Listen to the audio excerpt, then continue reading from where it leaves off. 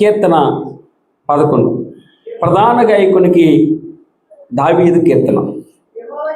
యెహోవా శరణుజొచ్చి ఉన్నాను, పక్షి వలె నీ కొండకు పారిపోము అని మీరు నాతో చెప్పు. యెహోవా శరణుజొచ్చి ఉన్నాను, పక్షి వలె నీ కొండకు పారిపోము అని మీరు నాతో చెప్పుట ఎలా.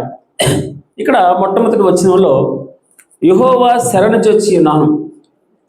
శరణుజొచ్చి ఉన్నానంటే మనం కొన్నిసార్లు ఎన్నో ప్రయత్నాలు చేస్తాం.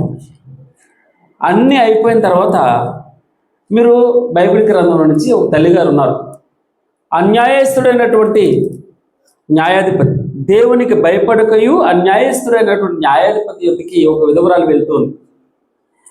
ఆమెకి ఆ న్యాయాధిపతి తప్ప వేరే మార్గం లేదు కనుక విసిగించినా కూడా మాటికి వెళ్ళి గోజాడుతుంది. గోజాడటం అంటే బ్రతుములాడుతుంది, నాకు న్యాయం తీర్చాలి, నీవే న్యాయం తీర్చాలి. శరణుజొచ్చడం అంటే నీవు చేయకపోతే ఇంకెక్కడ నాకు ఈ పని అవ్వదు కనుక నీ శరణుజొచ్చి ఉన్నాను, నువ్వు నాకు తప్పకుండా ఈ కార్యం చేసి పెట్టాలి. ఆశ తన దేవుడని యెహోవాకు మొరపెట్టి, యెహోవా విస్తారమైన సైన్యముల చేతిలో ఓడిపోకుండా బలం లేని వారికి సహాయం చేయుటకు నీకన్నా ఎవరునూ లేరు మా దేవా. యెహోవా మాకు సహాయము చేయము, నిన్నే నమ్ముకొని ఉన్నాం. నీ నామమును బట్టియే ఈ సైన్యమును ఎదిరించుటకు బయలుదేరి ఉన్నాం. మళ్ళా చదువుతాం చూడమ్మా. ఆశ తన దేవుడని యెహోవాకు మొరపెట్టి, యెహోవా విస్తారమైన సైన్యముల చేతిలో ఓడిపోకుండా బలము లేని వారికి సహాయం చేయుటకు నీకన్నా ఎవరునూ లేరు మా దేవా. యెహోవా మాకు సహాయం చేయము, నిన్నే నమ్ముకొని ఉన్నాం. నీ నామమును బట్టి ఈ సైన్యము ఎదిరించుటకు బయలుదేరి ఉన్నాం. మనం శరణుజొచ్చి ఉన్నామంటే మహోన్నతిని చాటున ఏమంటామమ్మా? మహోన్నతిని చాటున నివసించేవాడే సర్వశక్తిని నీడ విశ్రమించేవాడు. అంటే శరణ అంటే కాపాడేటటువంటి స్థలం, అది కాపాడేటటువంటి ఒక దుర్గం, ఒక గోడ, లేదా ఇంకొక విధంగా చెప్పాలంటే అదొక ఆశ్రయం, అదే ఆశ్రయపురం. అందుకే ఎవరైనా తప్పు చేస్తే ఆ రోజుల్లో ఆశ్రయపురాలనే ఉండేవి. ఆ ఆశ్రయపురాల్లోకి లోపలికి వెళ్ళిపోయినప్పుడు వాడికి ప్రాణహాని ఉండదు. అలాగున ఈ రోజున మహోన్నతిని చాటున, భగవంతుని చాటున, దేవుని చాటున ఉన్నటువంటి వాడికి శరణు, ఆయన్ని శరణు వేడుకుంటే ఆయన మన పక్షాన. అందుకే ఆశ ఏం చేస్తున్నాడంటే ప్రార్థన చేస్తున్నాడు. ఆశ తన దేవుడైన యెహోవాకు మొరపెట్టి, యెహోవా విస్తారమైన సైన్యముల చేతిలో ఓడిపోకుండా బలం లేని వారికి బలము దయచేవాడు నీవే, నీకన్నా ఎవరునూ లేరు మా దేవా. యెహోవా మాకు సహాయం చేయము, నిన్నే నమ్ముకొని ఉన్నాం. అది మన విశ్వాసం అనేది. రెండు పడవల మీద ప్రయాణం చేయకూడదు. ఏం చెప్పాడమ్మా? రెండు పడవల మీద ప్రయాణం చేయకూడదు. రెండు పడవల మీద ప్రయాణం చేస్తే చీలిపోతాడు మధ్యలోకి. ఉంటే వెచ్చగా ఉండు, లేదా చల్లగా ఉండు, పర్వాలేదు, అది కూడా మంచిదే అన్నాడు భగవంతుడు. దేవుడు ఏం చెప్తున్నాడు? ఉంటే చల్లగా ఉండు, లేదా వెచ్చగా ఉండు, నిలువెచ్చని స్థితి నేను ఎద్దుకు వస్తాను, నా నోట నుండి ఉమ్మి వేయను ఉద్దేశించుచున్నాను అన్నాడు. కనుక మనం ఈ రోజున విశ్వసిస్తే, నమ్మితే పూర్తిగా, అందుకే సజీవ యాగము అన్నాడు. సజీవ యాగంగా అంటే దాని అర్థం ఏంటంటే ఆయనకి మనం ఒక్కసారి సమర్పించుకున్న తర్వాత వెనుదిరిగి చూడకుండా, యాగం అనగా అర్పణ, కాలిపోవడం. ఒకసారి కాలిపోయింది, బూడిదైపోతే మరలా వస్తువుగా ఉంటుందమ్మా? ఉండదు కదా. కనుక ఆయనకి మన సజీవ యాగంగా ఒక్కసారి అర్పణ చేసుకుని మరలా వెనుదిరగకుండా. అందుకే పేతురు గారు ఏం చెప్తారంటే కుక్క తన వాంతికి తిరిగినట్టు అన్నాడు. రెండవ మాట ఏం చెప్తున్నాడంటే కడగబడిన పంది బురదలో దొర్లినట్లు వెనక్కి తిరగకూడదు. ఒకసారి భగవంతునికి అర్పణ, ఆయనతో పాటు మనం కమిట్ చేసుకున్న తర్వాత వెనుదిరగడానికి వీల్లేదు, పాపం చేయడానికి వీల్లేదు అంటాడు. తర్వాత ఇక్కడ ఏమన్నాడంటే ఆశ నిన్నే నమ్ముకొని ఉన్నాను, నీవే నాకు ఆశ్రయం, నిన్నే నేను శరణుజొచ్చినాను.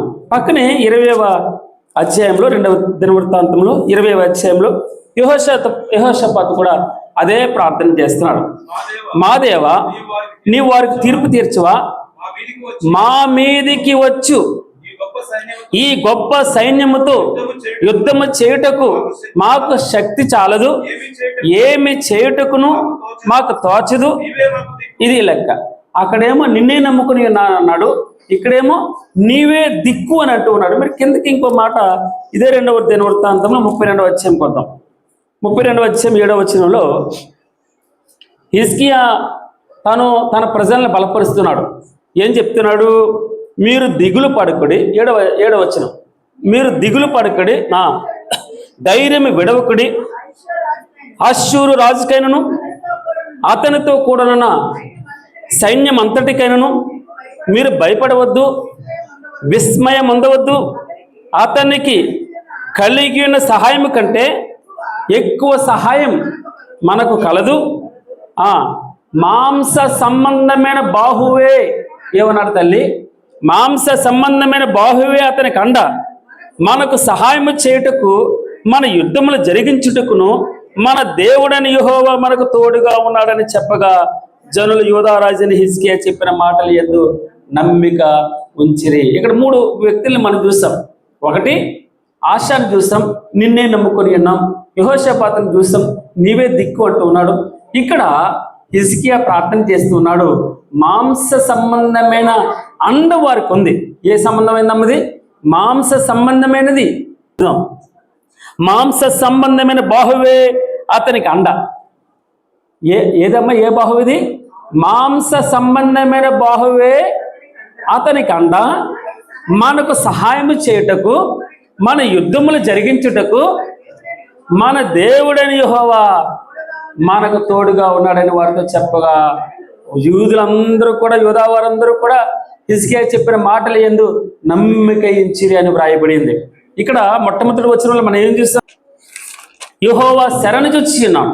ఏమన్నాడమ్మా? యెహోవా శరణు చొచ్చి ఉన్నాను. నేనైతే దేవుని మందిరంలో పచ్చని ఒలీవ చెట్టు వలె ఉన్నాను. నిత్యము దేవుని కృపయందు నమ్మిక ఉంచి ఉన్నాను. కీర్తన 52:8 చెప్తాడు దావీదు భక్తుడు. ఏమన్నాడమ్మా? నేనైతే దేవుని మందిరంలో పచ్చని ఒలీవ చెట్టు వలె ఉన్నాను. ఎందుకు? నేను యెహోవాను శరణు చొచ్చి ఉన్నాను. నేను దేవుణ్ణి నమ్ముకొని ఉన్నాను. ఆయన్నే నేను నమ్ముకొని ఉన్నాను. ఆయనే నాకు శక్తి. ఇంకొక ఏం చెప్పకండి, ఆయనే నాకు దిక్కు. మీకు శరీర సంబంధమైన బాహువు మీకండా, దేవుడే నా పక్షంలో యుద్ధం చేస్తున్నాడు. దేవుడే నా పక్షాన్ని నిలబడ్డాడు. ఆయన దక్షిణ హస్తం, ఆయన బాహువు. ఆ బాహువు అంటే ఆయన భుజబలం, నాకు అండ. ఏం చెప్తాడు? నిత్యము దేవుని యందు నమ్మిక ఉంచి ఉన్నాను. నేనైతే దేవుని మందిరంలో పచ్చని ఒలీవ చెట్టు వలె ఉన్నాను అంటాడు. తర్వాత 125 కీర్తనలో 1-2 వచనాల్లో యెహోవా యందు నమ్మిక ఉంచేవారు ఎవరమ్మా? యెహోవా యందు నమ్మిక ఉంచిన వారు కదలక నిత్యము నిలుచు సియోను కొండ వలె ఉంటారట. సియోను కొండ ఎలాగుంది? కదలకుండా ఉంది, నిత్యము నిలుస్తుందట. యెహోవా యందు నమ్మిక ఉంచేవారు కదలక నిత్యము నిలుచు సియోను కొండ వలె నుందురు. యెరూషలేము చుట్టూ పర్వతములు ఉన్నట్టు, అమ్మా, యెరూషలేము చుట్టూ పర్వతములు ఉన్నట్టు యెహోవా ఇది మొదలుకొని నిత్యము తన ప్రజల చుట్టూ ఉంటాడట. ఇది ధైర్యం. ఆయన ఆశ్రయిస్తే, ఆయన శరణు వేడుకుంటే, శరణు అంటే గత్యంతరం లేని స్థితిలో. ఇంకొక విధంగా చెప్పాలంటే, మన గత్యంతరం లేనప్పుడు, ఇంకెవ్వరు దిక్కు లేనప్పుడు ఒక చోటుకి వెళ్తాం. ఆయనే దేవుడు, ఆయనే ప్రభు. ఆయన అంటాడు, యెహోవా యందు నమ్మిక ఉంచేవారు, దేవుని యందు నమ్మిక ఉంచేవారు కదలక నిత్యము నిలుచు సియోను కొండ వలె ఉంటారట. యెరూషలేము చుట్టూ పర్వతములు ఉన్నట్టు ఆ పర్వతములే కాపు కాస్తున్నాయండి. యెరూషలేము చుట్టూ పర్వతములు ఉన్నట్టు. అమ్మా, యెరూషలేము చుట్టూ పర్వతములు, ఇక చుట్టూ దుర్గం ఉందనుకోండి, చుట్టూ గోడలు ఉన్నాయనుకోండి, అక్కడి నుంచి దుర్భేద్యం ఇది. శత్రువు జయించలేడు, శత్రువు చొచ్చుకుని రాలేడు. అందుకే క్షేమం ఉంటుంది. యెరూషలేము చుట్టూ పర్వతములు ఉన్నట్టు యెహోవా ఇది మొదలుకొని నిత్యము తన ప్రజల చుట్టూ ఉండును. ఇక్కడ ఇంకొక మాట నేను చూపిస్తాను చూడండి. 62వ అధ్యాయంలో 62వ కీర్తన. నా ప్రాణము దేవుణ్ణి నమ్ముకొని మౌనముగా ఉన్నది. నా ప్రాణము దేవుణ్ణి నమ్ముకుని మౌనముగా ఉన్నది. ఆయన వలన నాకు రక్షణ కలుగు. ఆయనే నా ఆశ్రయదుర్గం, ఆయనే నా రక్షణకర్త. ఎత్తైన నా కోట ఆయనే, నేను అంతగా కదిలింపబడను. 5వ వచనంలో నా ప్రాణమా దేవుని నమ్ముకుని మౌనంగా ఉండు. ఆయన వలననే నాకు నిరీక్షణ కలుగుతుంది. ఆయన నా ఆశ్రయదుర్గం, నా రక్షణాధారం, నా ఎత్తైన కోట ఆయనే. నేను కదిలింపబడను. నా రక్షణకు, నా మహిమకు దేవుడే ఆధారం.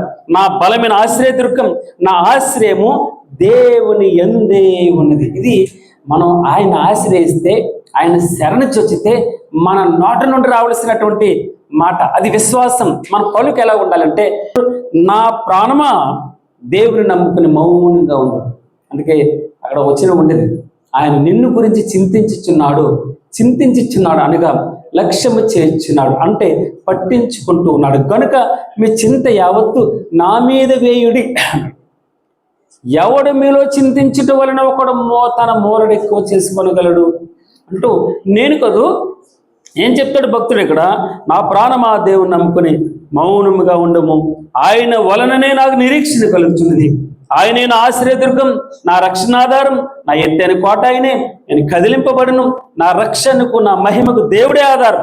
నా బలమైన ఆశ్రయదుర్గం, నా ఆశ్రయం దేవుని యందే ఉన్నది అంటూ ఉన్నాడు. కీర్తన 62 మనం 1-7 వచనాలు చూసాం. తర్వాత కీర్తన 37వ కీర్తన చూద్దాం. 23-24 వచనాలు. ఒకని నడత యెహోవా చేతనే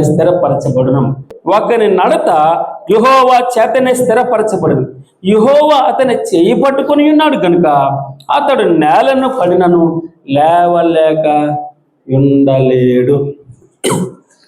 ఆయన శరణు చొచ్చితే, ఆయన చేయి పట్టుకుంటే పడిపోవచ్చు, కానీ మనం ఆయన చేయి పట్టుకొని ఉన్నాడు కనుక నేను పడిపోయిన, నేలను పడిన లేవలేక ఉండడు. లేస్తాడు, తప్పకుండా నిలబడతాడు. అన్నీ తిరిగి వస్తాయి, పోయినవన్నీ తిరిగి వస్తాయి. పోయిన బలం తిరిగి వస్తుంది, పోయిన ఆరోగ్యం తిరిగి వస్తుంది, పోయిన డబ్బు తిరిగి వస్తుంది. 2వ వచనం, పక్షి వలె, అదే 1వ వచనం వల్ల 2వ భాగం, పక్షి వలె నీ కొండకు పారిపోము అని మీరు నాతో చెప్పుట ఎలా? చాలా మట్టుకి మన ప్రభువు మీద విశ్వాసం వచ్చినప్పుడు అవిశ్వాస పలుకులు, చాలామంది అన్వాంటెడ్గా సలహాలు ఇస్తారు. ఆ సలహా ఎలా ఉంటుందంటే మనం ప్రభువు నుంచి దూరం చేసేదిగా ఉంటుంది. ఏమంటున్నారంటే, నీకు అశ్షూరు రాజు వచ్చి అంటూ ఉన్నాడు, నీ దేవుడి నుంచి నీకు రక్షణ దొరకదు. ఇలాగన చాలామంది ప్రగల్భాలు పలికారు.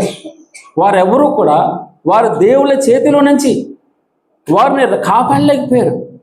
నేను నా సామర్థ్యం నీకు తెలియదు, నా సైన్యం గొప్పదనం నీకు తెలియదు అని సన్హరీబు రబ్షాకేని పంపించి రంకులేస్తున్నాడు. అందుకే ఆ మాట చెప్పాడు. హిజ్కియా ఏం చెప్తున్నాడు తెలుసా? వారికి మాంస సంబంధమైన బాహువే అండ. ఏం చెప్పాడు తల్లి? వారికి మాంస సంబంధమైన బాహువే వారికి అండ. మనకు సహాయం చేయుటకు, మన యుద్ధములను జరిగించుటకు మన దేవుడైన యెహోవా మనకు తోడుగా ఉన్నాడు. ఆయన తోడుగా ఉన్నాడు. ఆయన మన పక్షం యుద్ధం చేస్తున్నాడు. ఆయన మనకు అండ. ఏమమ్మా? ఆయన మనకు అండ. తర్వాత ఇక్కడ ఏం చెప్తున్నాడంటే, చాలామంది అంటున్నారు, పక్షి వలె నీ కొండకు పారిపో, త్వరగా వెళ్ళిపో. అసలు నువ్వు ఇక్కడ ఉన్నావంటే చచ్చిపోతావు. నువ్వు ఉన్నావంటే అందుకే రబ్షాకే కేకలేస్తున్నాడండి. మామూలు కేకలు కాదు, రంకెలు అన్నాడు. ఇంకొక 2వ దినవృత్తాంతకాండం 32వ అధ్యాయంలో చెప్తున్నాడు కదా, ప్రేలాపనలట. ఏంటమ్మా దాన్ని? ప్రేలాపనలు చేస్తున్నారు. వ్రాయబడింది. ప్రేలాపనలు అంటే పిచ్చి పట్టినోడు మాట్లాడినట్టు మాట్లాడుతున్నారు. దేవుని నమ్ముకున్న వాడి మీద, దేవుని ఆశ్రయించినటువంటి వాడి మీద పిచ్చి పట్టిన ప్రేలాపనలు చేస్తున్నాడు. ఇదిగో వారు నా మీద వేసిన రంకెలు నాకు వినబడి ఉన్నాయి అన్నాడు. అప్పుడు 32వ అధ్యాయంలో చెప్తాడు కదా, ఆయన ఒక దూతను పంపి అన్నాడు. చూడండి అక్కడ ఏమన్నాడు? ఆయన ఒక దూతను పంపి 8,000. యెషయా గ్రంథం 38వ అధ్యాయంలో చెప్తాడు 1,85,000. దేవుని యొక్క ప్రొటెక్షన్ అట్లా ఉంది. ఆయన ఆశ్రయించినటువంటి వారికి సమస్యలు రాకమాను, అనారోగ్యం రాకమాందు, ఇబ్బందులు ఉంటాయి, కానీ వాటిని తప్పించుటకు సామర్థ్యం అనుగ్రహిస్తాడు ఆ దేవుడు. ఆయన ఒక దూతను పంపిస్తాడు. ఆయనే మన పక్షం. వారికి మాంస సంబంధమైన బాహువే వారికి అండ. నా దేవుడే నా పక్షం. స్వయాన ఆయనే వస్తాడండి. ఆయనే దిగొస్తాడు. ఆయనే కత్తి వస్తాడట నా పక్షం. ఆయనే ఆయన ఏమన్నాడు తెలుసా? నేను మిమ్మల్ని గురించి చింతించుచున్నాడు అనగా ఫుట్నోట్లో ఉంది. కల్పించుకుంటున్నాను, పట్టించుకుంటున్నాను, లక్ష్యము చేర్చిన. దాని అర్థం లక్ష్యము చేర్చిన. లక్ష్యం అంటే నేను ఆయా నేను అన్నాడు. అందుకే చాలా చెప్తాం, చాలా చోట్ల మనం చదువుతాం, నేను నిన్ను విడువను, ఎప్పుడు విడవను, కంటికి రెప్పలా నిన్ను కాపాడతాను. తర్వాత వారు అంటూ ఉన్నారు, పక్షి వలె నీ కొండకు పారిపో అని మీరు నాతో చెప్పుటి అలా దుష్టులు విల్లెక్కి పెట్టి ఉన్నారు. చీకటిలో యథార్థ హృదయాల మీద వేటకే తమ బాణము నారి యందు సంధించిన రాడని ఎక్కి పెట్టున్నారట. ఏం చేశారమ్మా? గురి పట్టుకుని ఉన్నారు. ఆ విల్లులో ఆ బాణాలన్నీ ఎక్కువ పెట్టి రెడీగా షూట్ చేయకున్నారట. ఎక్కడ? చీకటిలో. చూడండి, అక్కడ దుష్టులు విల్లెక్కి పెట్టి ఉన్నారు, చీకటిలో యథార్థ హృదయాల మీద వేయుటకి తమ బాణములు నారి యందు సంధించినారు. ఇక్కడ మనం చాలాసార్లు చదువుతాం, పునాదులు పాడైపోగా నీతిమంతులేమి చేయగలరు. ఏం చెప్తున్నాడు తల్లి? పునాదులు పాడైపోగా నీతిమంతులేమి చేయగలరు. నీతి, ధర్మం, సత్యం కూలిపోతే పరిస్థితి ఎలా ఉంటుందో దావీదు చెప్తున్నాడు ఇక్కడ. పునాదులు అంటే అడుగుజాడలు పాడైపోతే, నీ ప్రవర్తన పాడైపోతే నీతిమంతులు ఏం చేయగలరు? ఎన్ని చెప్తే, ఎంతమంది హెచ్చరిస్తే వింటాం? ఆ అహం తగ్గకపోతే, నేను అన్నది చచ్చిపోకపోతే, ప్రభువుకు లోబడకపోతే, పునాదులు పాడైపోగా నీతిమంతులు ఏమి చేయగలరు? దీని అర్థం విచిత్రంగా ఉంటుంది. మళ్ళా చదువుతున్న నీ పునాదులు పాడైపోగా నీతిమంతులు ఏమి చేయగలరు? కొంచెం పునాది దేవుని వాక్యమే. మాట చెప్తాడు, ఎందులో వచ్చేమనుకుంటాను, ఈ నా మాట చెప్పును విని బండ మీద తన ఇల్లు కట్టుకున్నా. ఈ నా మాట చెప్పును విన్నవాడు ఎలా ఉంటాడమ్మా? బండ మీద తన ఇల్లు కట్టుకున్న బుద్ధివంతుని పోలి ఉండదు. పునాదులు పాడైపోగా నీతిమంతులు ఏం చేస్తాడు? ప్రభువు కూడా ఏం చేయలేడు, వదిలిపెట్టేస్తాడు. వారి అవిశ్వాసం అని బట్టి ఆయన అక్కడ అనేకమైన అద్భుతములు చేయలేదట. వారి అవిశ్వాసం బట్టి ఆయన అక్కడ అనేకమైన అద్భుతములు చేయలేదని రాయబడి. పునాదులు పాడైపోగా నీతిమంతులు ఏం చేయగలరు? స్వతంత్రం మన ఇష్టం, హృదయంలో స్వీకరించి కొన్ని ఇష్టమని. రెండో మాట, యెహోవా తన పరిశుద్ధాలయంలో ఉన్నాడు. యెహోవా సింహాసనము ఆకాశమందున్నది. ఆయన నరులను కన్నులారా చూచున్నాడు. తన కను దృష్టి చేత ఆయన వారిని పరిశీలించుచున్నాడు. యెహోవా తన పరిశుద్ధాలయంలో ఉన్నాడు. యెహోవా సింహాసనము ఆకాశమందున్నది. ఆయన నరులను కన్నులారా చూచున్నాడు. తన కను దృష్టి చేత ఆయన వారిని పరిశీలించుచున్నాడు. ఇద్దరు ప్రార్థన మనం వింటాం. సుంకరి ప్రార్థన చేస్తున్నాడు. తన కనులు ఆకాశం వైపు చూడక. పరిసేయుడు ప్రార్థన చేస్తున్నాడు, నేను నెల దశంభాగం ఇస్తున్నాను, పుదీనాలో కూడా దశంభాగం ఇస్తున్నాను, చక్కని ప్రార్థనలు చేస్తున్నాడు. కంపేర్ చేసుకుంటున్నాడు, సుంకరితో కంపేర్ చేసుకుంటున్నాడు.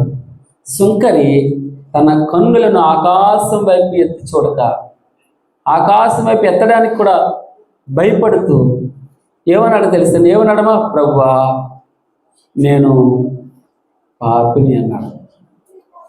దేవునికి ఇష్టమైనది యెహోవా తన పరిశుద్ధాలయంలో ఉన్నాడు. యెహోవా సింహాసనం ఆకాశం అంటున్నదట, ఆకాశంలో ఉందట. అక్కడ పరిశుద్ధాలయం ఉందా అండి? ఉంది, అవును, పరిశుద్ధాలయం అక్కడే ఉంది. పరిశుద్ధాలయం ఎక్కడ ఇద్దరు ముగ్గురు అక్కడ ఉంటారో అక్కడ ఆయన నివసించే స్థలం పరిశుద్ధాలయము.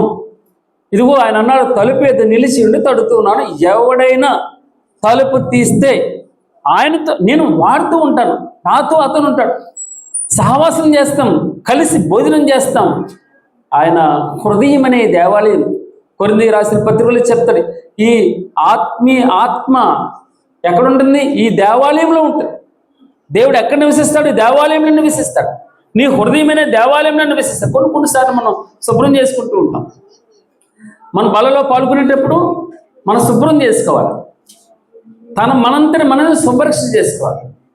దేవుడు పరిశుద్ధాలయంలో ఉన్నాడు. అయ్యో, దేవుడు నా హృదయంలో ఉన్నాడు, నా ఇంట్లో ఉన్నాడు. మన దేవుడు మనలో ఉంటే మనం ఎలా ఉంటామండి? ఎలా మెరుస్తాం? ఎలాగా ఇంకొక విధంగా చెప్పాలంటే బ్రైట్నెస్ మనకు ఉంటుంది. సెల్ ఫోన్లో ఫిల్టర్ పెట్టక్కర్లేదు, సెల్ ఫోన్లో బ్రైట్నెస్ పెంచక్కర్లేదు. మన మోము అందంగా కనబడుతుంది. మనం కాస్మెటిక్ చేసుకోవక్కర్లేదు. మన హృదయం దేవునితో నిండిపోతే, ఈ ఆలయంలో ప్రభు నివసిస్తే మన ప్రవర్తన వేరే విధంగా ఉంటుందండి. మాట మారుతుంది. మునుపున్న చాలామంది పాటలు పాడతారు కదా, అలాగనే ఉంటుంది. ఒక తల్లిగారు పాట పాడతారు. ఏం పాట అమ్మది? నా మాట మారింది, నా స్టైల్ మారింది. చాలామంది ఓకే ట్రోల్ చేస్తారు, పర్వాలేదు. కానీ ఆమె చెప్పే భాషలో అర్థం మనం నేర్చుకోవాలి. నా భాష మారింది, నా వేషధారణ మారిపోయింది, నా చూపు మారింది, అన్నీ మారిపోయింది.